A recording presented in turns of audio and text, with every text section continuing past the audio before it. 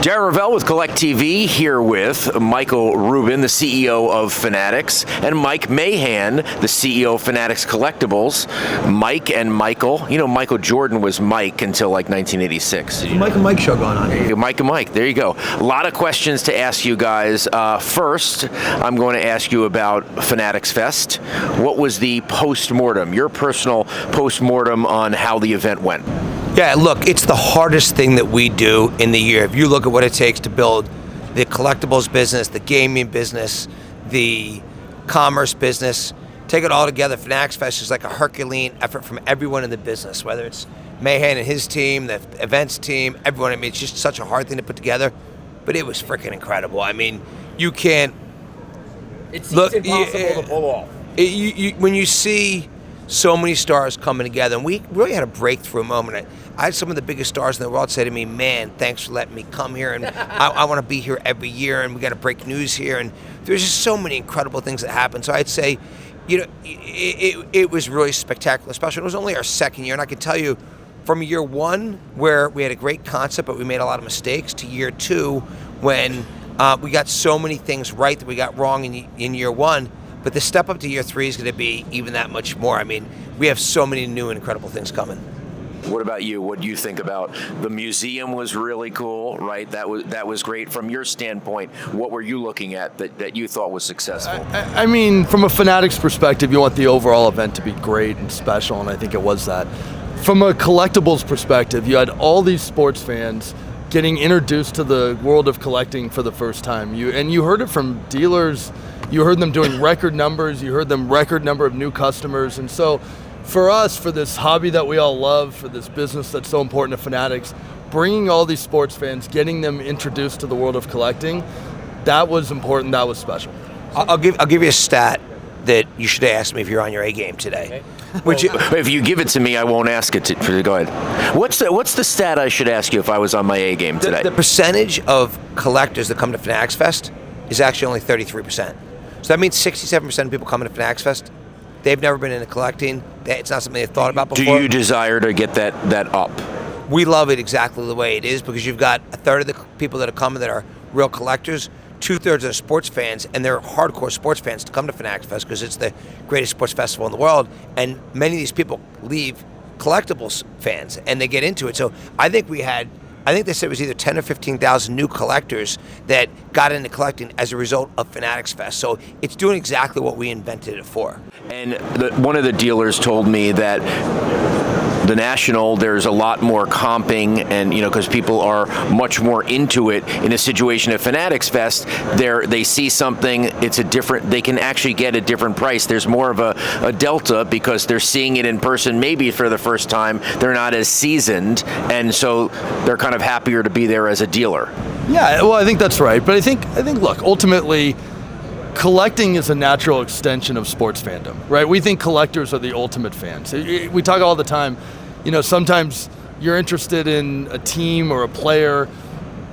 When you collect their cards, that's the ultimate connection. You're now interested in them, not just for a game, not just for a season, but for their career. So bringing people into that world, it doesn't really matter how you get started. I think there's so many different cards you can collect, so many different collecting journeys that you can take, so many different communities that you can enter in the world of collecting. But we believe collecting is an enriching experience. It's the ultimate way to express your passion around sports.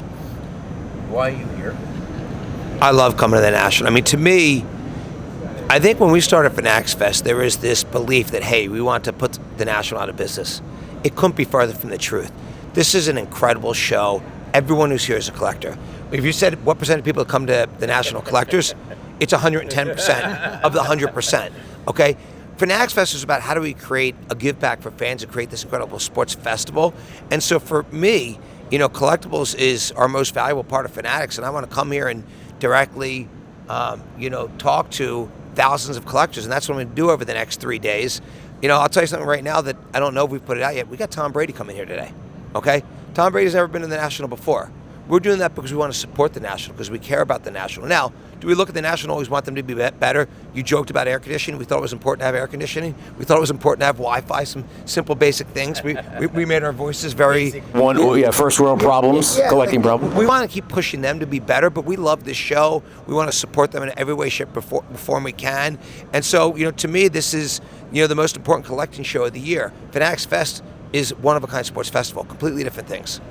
What has Tom Brady really come in through the card vault by Tom Brady?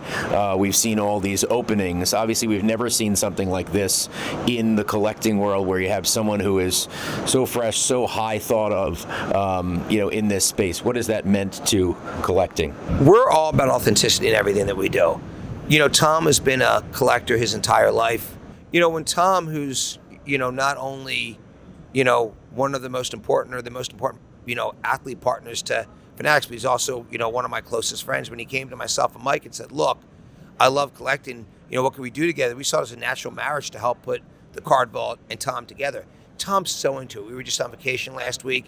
He's going through he gets the weekly sales reports. He goes through them, what's happening in each store, what products are selling. He's asking questions. He's calling Mike just like any other hobby shop, fighting for allocations. Hey, there's George Clooney's house in Lake Como. Oh my God, no, you should check out. I'm looking already about the Topps Bowman Chrome. Yeah, no, he's on it. He's super into it. They're opening their 6th store tonight. Yeah. And by the way, I tell you, it's amazing. I don't think a grand opening of a collectibles store had more than 25 to 50 people ever come to it. When we opened the first store, we went to support Tom at the, what's the mall called again? American Dream, thank you. The American Dream Mall. There were 5,000 people came out. We went to the Hampton store, which, by the way, I said, look, I spent a lot of time in the Hamptons. We got a lot of good people to come through. We gotta have a great store there. That's now, I think, their number one store is the store in the Hamptons. And no one would have spent the money to open a store like that before. So these stores are working. They're doing great. We're supporting them. Tom's doing a great job. And Tom, tonight, he's coming here to support the National and support card collecting, support Fanatics and Card Vault. And then tonight, we've got, I think most of the Cubs are coming out to the store tonight. I just saw this. I think there's 35 people who play for the Cubs. I didn't even know there were that many people who play on a baseball team. So it's incredible. He's so into it. And, we're going to do this very carefully, but I won't be surprised if you saw other incredible athletes that were known to be authentic collectors end up in the future owning hobby shops as well. You guys have been at the forefront of busting people when a bad situation has happened. Really, in this hobby, it's been hard to. There's been a lot of complaining about people who do nefarious things, but you guys have kind of built an internal system to make sure that doesn't happen. Obviously, that's in the best interest of your business, but in the best interest overall.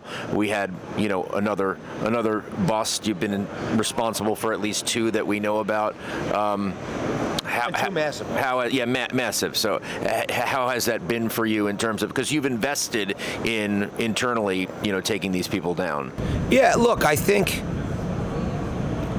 it's our responsibility as a leader in the sports industry and the collectibles industry to really protect collectors.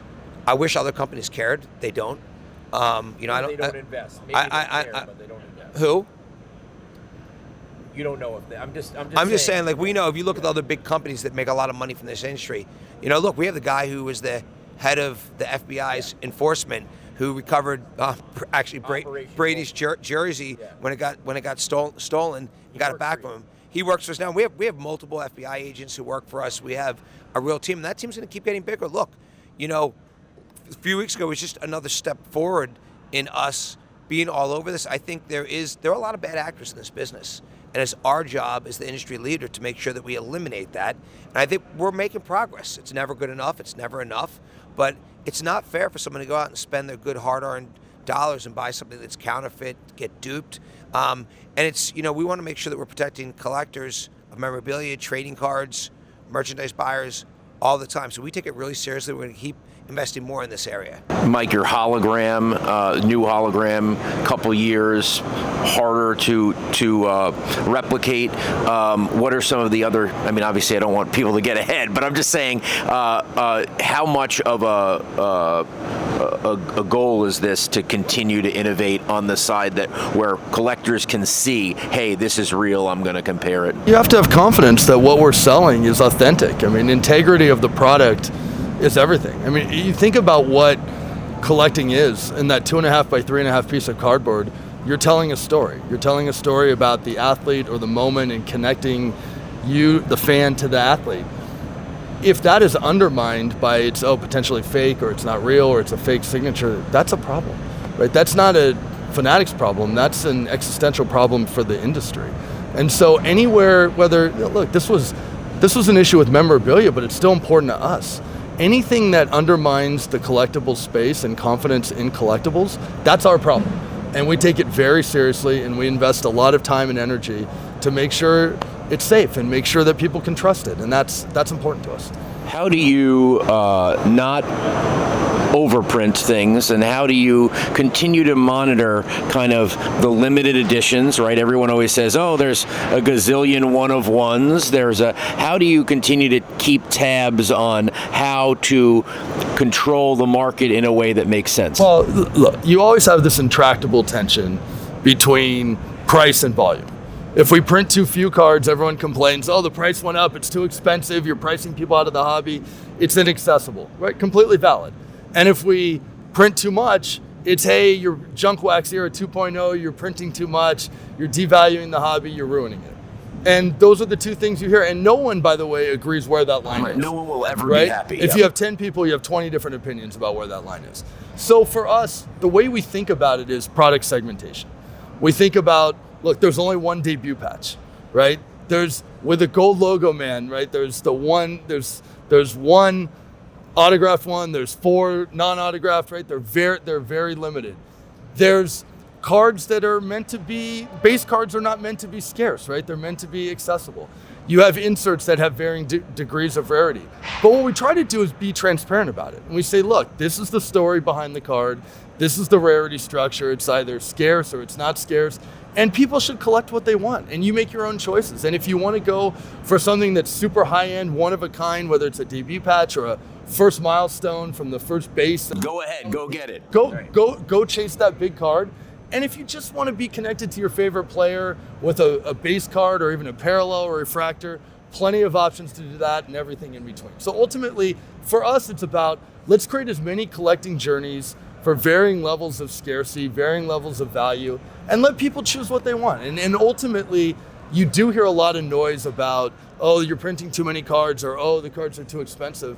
But if you take a step back and look at it, and look where the hobby is today, and the energy and the number of people here, and the record number of people that are gonna come through, and the record levels the hobby is getting to, and the number of athletes and celebrities that have come into the space, it's magical, it's special, and I really do think we are just getting started. Michael, there's a challenge with the ultra, one-of-ones, right? Or at least a little bit with the Brady one that didn't get redeemed, or the triple Olympic auto. How do you solve that in the future? I don't know that we want to solve that. There's still a percentage of the inventory that's out there, and I think both those cards will come to fruition over time. It could be in a box on eBay, and who knows? Could be in a box in the show right here. For us, as Mike said, look, well, we've been so focused on doing it. It's why I think, it's why there's so much excitement in this industry. Mike came here and said, I want to make the best product in the world, and he created the debut patch, and he created the MVP buyback, and he created Rip Night, and he created all these different product and marketing things that have lifted the entire industry, by the way, and not just for the rights that we have. We've lifted Panini's business, we've lifted Upper Deck's business, we've lifted PSA's business, and other than Panini, to be honest, these guys walk around and thank us. All the other companies, thanks for everything you're doing to grow the business. So we are working on growing the industry as a whole. We take that as our responsibility. We think it's, very important to do that for us. And I think what Mike said is right. We are just getting started. I will say, we take a very long-term approach to this business. We think about what's going to happen in 100 years from now, 1,000 years from now. We're not the demand for our products. We're going to, be slightly more than $3 billion in revenue in the collectibles business next year. We have demand for, many times that right now. we're not gonna fulfill that demand. We don't have the operational capacity or the desire to do that. And so I think there are other people that don't think long term the way they should. And look, I implore everyone to think, how do we build the best industry for the long term? And that's why you need to protect collectors and invest in some of the things we were just talking about eliminating fraud and counterfeit.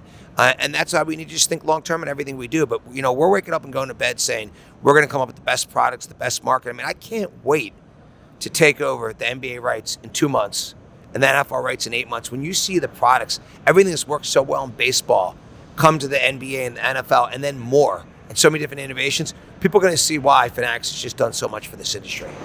Fanatics Collect becoming enough of a power, certainly in the auction space, where you have something that is pulled in a, say, Topps product, and then it goes to Fanatics Collect. How much are you paying attention to what is consigned to Fanatics Collect and winning that game? We pay attention, but I think the way we think about Collect is not just as a business, but really as a platform to enhance the collector experience. And what you're going to be able to do on Collect in the coming months and years ahead is just going to be tremendous. If you get a card right now from a break, you have to send that card gets sent to you. Then if you want to get it graded, you got to send it to PSA, right? And then they got to send it back. Then you have a storage problem because eventually people run out of space. Pretty soon, with a click of a button, you're going to be able to store your card, grade your card, sell your card, trade your card, or if you want it sent to you, great, right? You're gonna have full flexibility. You're gonna have your digital collection online that you can show people. You're gonna have rankings to see where you're at versus other collections. So the notion of community is gonna come together in a real way. So technology really has not been a part of this hobby. And that is going to change in the next 12 months. And so, is there a day where I can take a box and say, I don't want to open this box, right? But I can maybe digitally get it, or there's something like that where the digital game is interchangeable with the physical game. You're going to see digital matter a lot more. Look, this is still a physical hobby. The tactile nature of the card still matters, but incorporating technology, incorporating the digital landscape into this world, that's important. And it's just going to make for a better experience. Fanatics Live, what are your current thoughts on breaking? Look, I think breaking brings a lot of excitement to the industry. We think we look around and we have so much love and appreciation for the 1,100 hobby shops that we directly serve today. And these entrepreneurs are doing better than they've ever done because of us selling them directly, giving them access to the merchandise. We look at what happens in a Walmart or a Target, and these are really important partners to service the entry-level customer. And we look at breaking as a really important marketing channel. We think all three are super duper important. And I think we're bullish. I think we always look again. We approach things a little bit differently. We're always thinking so long term in everything we do. So we're going to say, how do we have to protect consumers? What are the things, safeguards that we need to put in? So I think all of this, I think we do things at Fanatics Live that we think we do that are better than other people doing it. It's really in the quest of, best protecting and serving, the collector. You guys have opened Fanatics stores internationally, London notably. Obviously, soccer is more developed out there, but they are kind of behind us. How important is the international growth? Fastest growing part of our business. If you think about turning sports fans into collectors, the international landscape is rife with opportunity, right? And I think internationally, there's not the infrastructure there is today. They didn't grow up with collecting. They had stickers, but not cards. So we built a store not really knowing what would happen and honestly had very modest expectations about the direction it would go. And now you have a showcase for what the industry is, what it can become. You have all these athletes and celebrities coming through there, experiencing cards. We're doing record levels of volume. And you're going to see more stores globally because we think it really does show off the best of collecting, educate people, and immerse people in this world. Michael Rubin, Michael Mahan, thanks so much for joining us. Always love being with you, my friend.